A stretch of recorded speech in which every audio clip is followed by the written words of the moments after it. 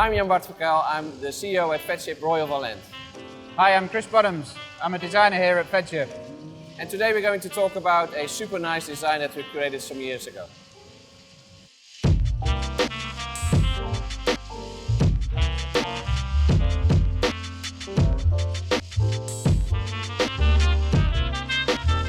Jan-Bart, do you remember the very first time you met a client about this project? No, but it was a very nice meeting. Followed up through one of our colleagues in the United States. And he met these two brothers that had a quick boat, a Pershing. And now we're looking for something very comfortable. So the speed wasn't so important for the new vessel? Speed wasn't important, but it was important. I mean, they were looking for a 60-meter yacht-ish and still wanted to go 80 knots, which is not necessarily slow.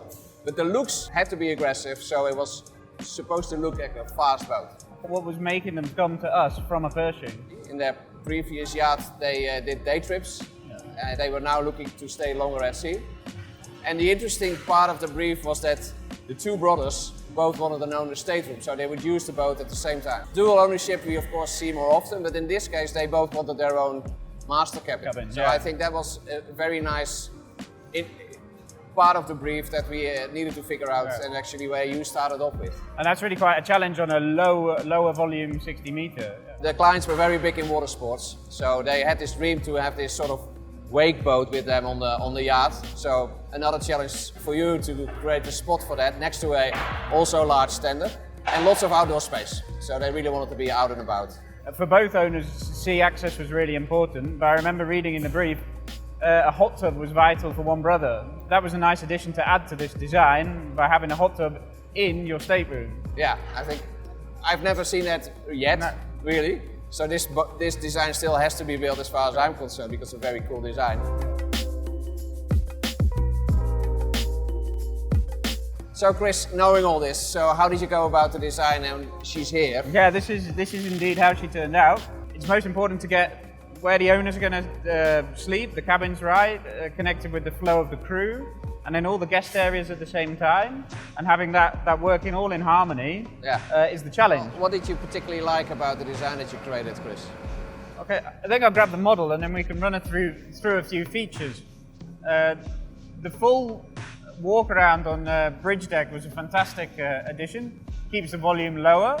What I particularly like is, because we said before there's a central casing to the vessel, you get these fantastic views out the after the boat at 270 degrees uninterrupted. That gives a great feeling when you're on board.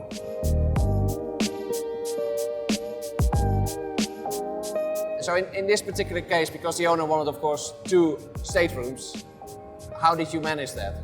The two options are putting both owners on the lower deck, or giving them a little bit of distance from each other by having one owner on the main deck forward and one owner on the lower deck aft. But that would mean one would be close to the sea and one wouldn't.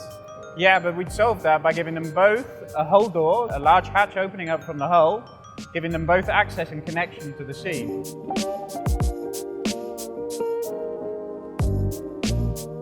Chris, the owner of course wants to have a speedy looking boat, although she might not go that fast. How did you solve that?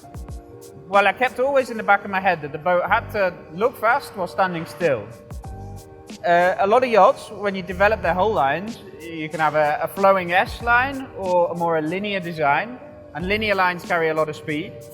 So I went for more of a linear design concept with a few extra highlights pulled from inspiration from the automotive industry, from classic Alfa Romeos and a classic Bugatti. And the key feature was running along the shear line here of the vessel. Here we have an accelerating kink in the design, and that reduces the black glass of the bridge deck and creates an extra speedy look. I have to say, not to sound cliched, but it is truly one of my favorite designs. I had such a great time working on her and creating her, and the experience that I achieved with this design, I took further on to Feadships that have been built since then. Yeah, and in the meantime we have something fantastically looking up our shelves, so we'd love to build it still. Absolutely, so anybody interested in a 1000 GT, 60 meters, come and talk to us.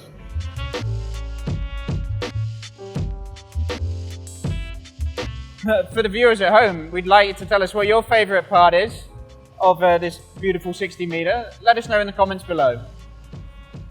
And Jan-Bart, what's your favourite area of this yacht? Well, it has to be the second owner's lounge, which is so close to the water, with the private jacuzzi. I think that's a stunning feature.